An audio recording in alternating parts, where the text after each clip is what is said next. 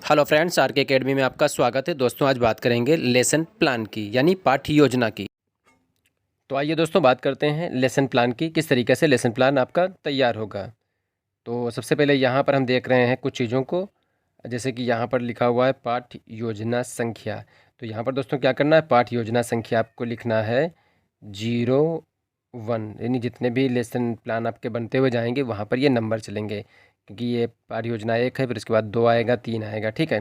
फिर यहाँ पर दिनांक, तो जिस डेट में आपको टीचिंग करना है उस डेट को यहाँ पर आपको फिलअप करना है, ठीक।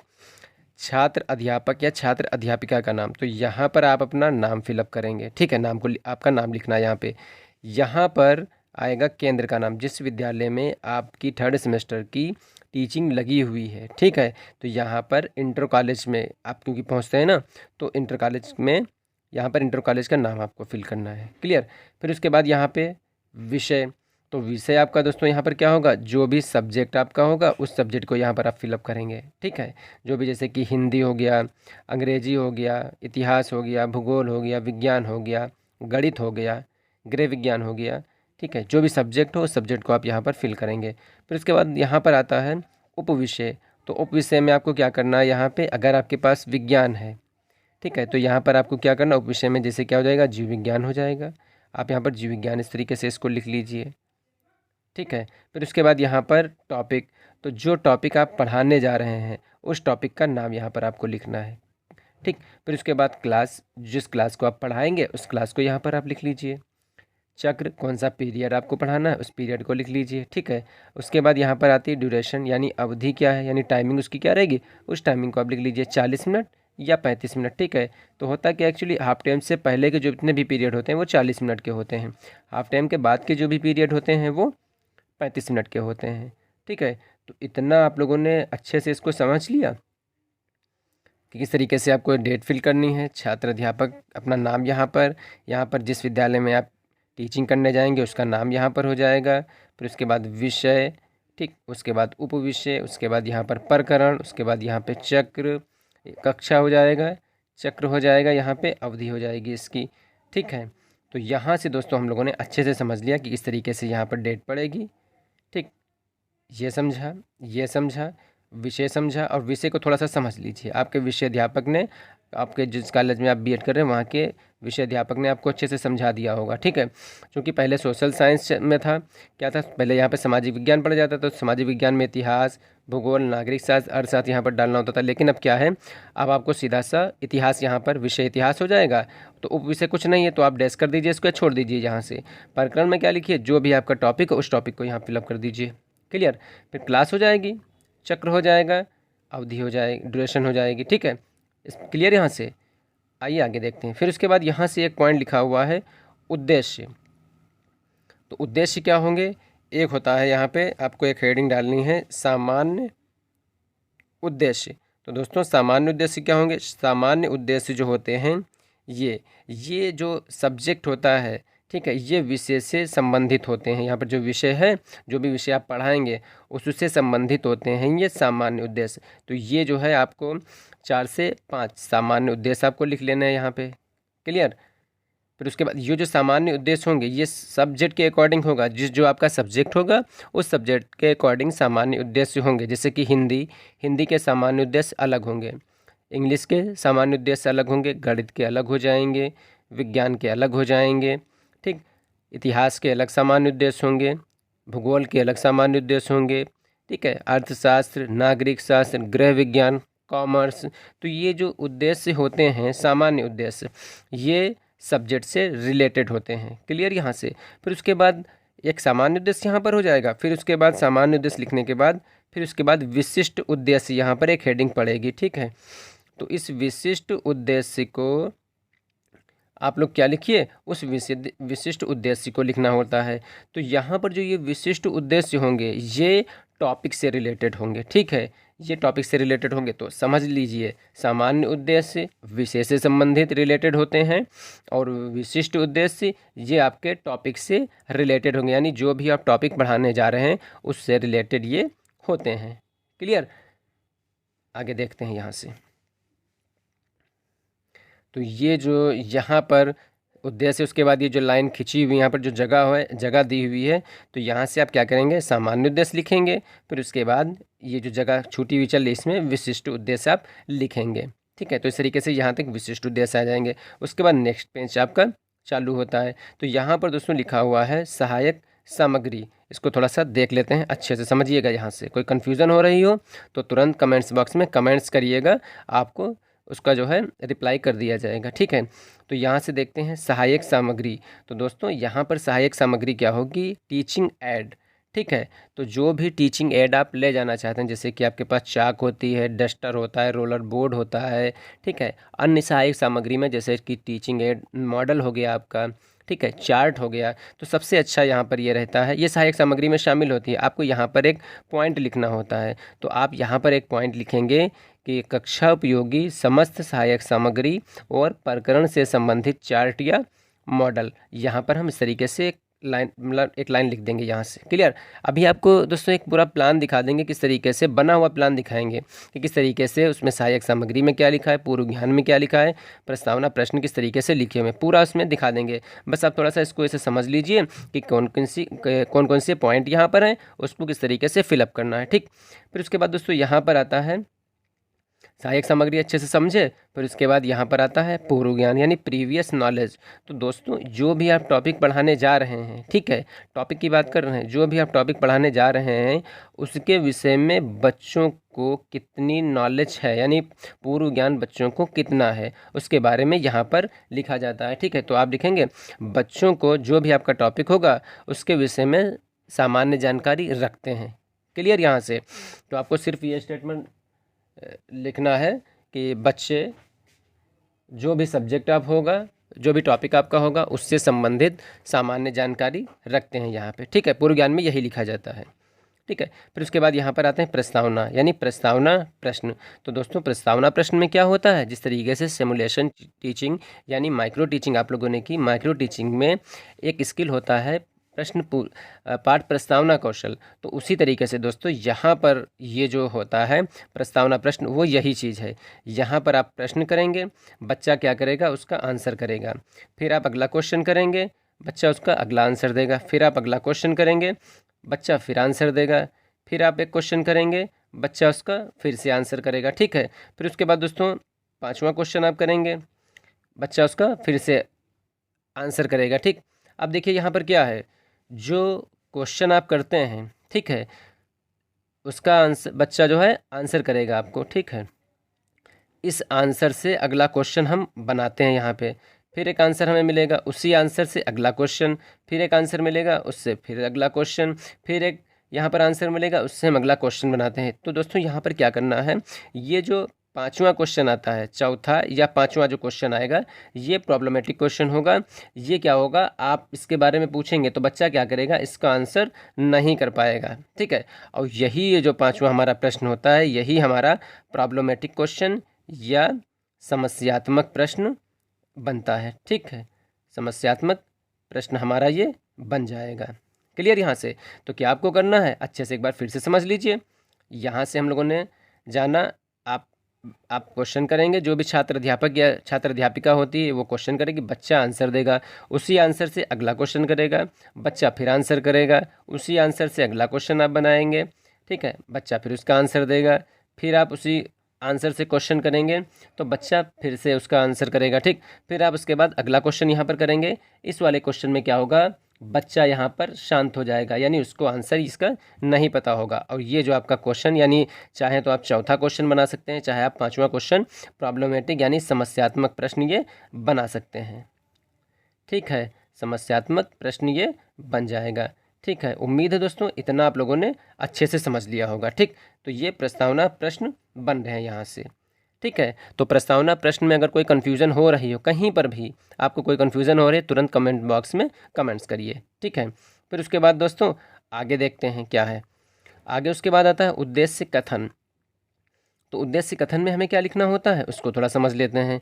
तो उद्देश्य कथन में हम लिखेंगे आज हम लोग, ठीक है, यहाँ पर उद्देश्य कथन होगा ये वाला, यहाँ पर हमें लोगों को लिखना है कि आज हम लोग जो भी हमारा टॉपिक होगा उसके विषय में अध्ययन करेंगे। आपको खाली ये लिखना है। ठीक, जैसे संविधान हो गया टॉपिक हमारा, ठीक है, जैसे संविधान हम पढ़ा रहे हैं यहाँ से, ठीक, हमारा टॉपिक क्या है? संविधान। तो आप लिखेंगे आज हम लोग संविधान के विषय में अध्ययन करेंगे। ठीक, ये उद्देश्य कथन हो जाता है। ठीक, फिर उसके बाद यहाँ पर आता है प्रस्तुतिकरण। अब इस प्रस्तुतिकरण में क्या है, तो इस तरीके से ये हो सकता है आपके विद्यालय में यानी आपके कॉलेज में जहाँ से आप बीएड कर रहे हो सकता है आपको ये प्रिंट की हुई कॉपी मिल जाए। ठीक है, फाइल होती है ये मिल जाए। हो सकता है अगर ना मिले तो आपको खुद इस तरीके से आपको प्लान बना लेना होता है। ठीक है, यानी कॉपी पर इस तरीके से ये प्लान बना लिया जाता है। ठीक, आप सेम यही पॉइंट लिख दीजिए, कोई प्रॉब्लम उसमें नहीं आएगी। तो दोस्तों यहाँ से देखते हैं आता है शिक्षण बिंदु। सबसे पहले शिक्षण बिंदु में देखते हैं क्या होता है। इसमें जो भी पॉइंट हम पढ़ाने जा रहे हैं, जैसे संविधान यहाँ पर है, ठीक है, तो हमारा शिक्षण बिंदु क्या होगा? संविधान होगा। ठीक है, अब जब संविधान हो जाएगा तो इसमें क्या होगा? छात्र अध्यापक या छात्र अध्यापिका क्रिया, यहाँ पर आप लिखेंगे स्पष्टीकरण। अब यहाँ पर क्या करेंगे? अब संविधान यहाँ पर है तो अब यहाँ पर आपका जो स्टेटमेंट चलेगा वो संविधान का स्टेटमेंट यहाँ पर चलेगा। ठीक, यहाँ से थोड़ा सा यहाँ से देख लेते हैं इसको ऐसे करके। तो यहाँ से जो स्पष्टीकरण यानी जो आप इसे शिक्षण बिंदु संविधान का हुआ, आप यहाँ पर लिखेंगे संविधान और फिर यहाँ पर क्या करेंगे? ये स्टेटमेंट आपका चलेगा यहाँ से। अच्छे से समझ लीजिए, ये जैसे आपने पूछा यहाँ पर आपका संविधान हो गया, यानी इस बॉक्स में संविधान आप लिखेंगे इस तरीके से, इस वाले में यहाँ पर आप स्पष्टीकरण आप देंगे। ठीक है, कि संविधान क्या है। ठीक है, संविधान के बारे में आप बच्चों को बताएंगे। ठीक, क्योंकि संविधान आप बता रहे हैं यहाँ पे, तो आप इसके बारे में बताएंगे नहीं बताएंगे। छात्र क्रियाओं में क्या होगा? तो छात्र इसको ध्यानपूर्वक सुनेगा। आप यहाँ पर एक हेडिंग डालेंगे, वो लिखेंगे, यहाँ पर लिखेंगे आप कि छात्र ध्यानपूर्वक सुनता है यहाँ पे। ठीक है, इसमें छात्र ध्यानपूर्वक सुनेगा। ठीक, युक्ति मेथड क्या हो जाएगा? ये व्याख्यान मेथड है, तो आप यहाँ पर लिख दीजिए व्याख्यान मेथड। श्यामपट्ट कार्य में क्या होगा? जो मेन पॉइंट होंगे उस मेन पॉइंट को आप ब्लैक बोर्ड पर लिखते हुए चले जाएंगे। क्लियर? यहाँ से फिर से एक बार अच्छे से समझ लीजिए, शिक्षण बिंदु में क्या होगा? जो आप पढ़ाने जा रहे हैं, ठीक है, उस पॉइंट को यहाँ पर लिखेंगे। फिर उसके बाद यहाँ पर छात्र अध्यापक या छात्र अध्यापिका क्रिया में क्या होगा उसके बारे में आप एक्सप्लेन करेंगे, स्पष्टीकरण देंगे पूरा। क्लियर? छात्र क्रिया में क्या होगा? छात्र उसको ध्यानपूर्वक सुनेगा। युक्ति मेथड में क्या आता है? कौन से मेथड आप यूज़ कर रहे हैं, यहाँ पर इसको लिखेंगे व्याख्यान मेथड या व्याख्यान विधि यहाँ पर लिखेंगे। ठीक, श्यामपट्ट में क्या करेंगे? श्यामपट्ट में मेन जो पॉइंट होंगे उन मेन पॉइंटों को आप ब्लैक बोर्ड पर लिखेंगे। ठीक है, तो इतना इस तरीके से ये चलेगा यहाँ से। ठीक है, तो कोशिश करिए कि आप एक स्पष्टीकरण दीजिए।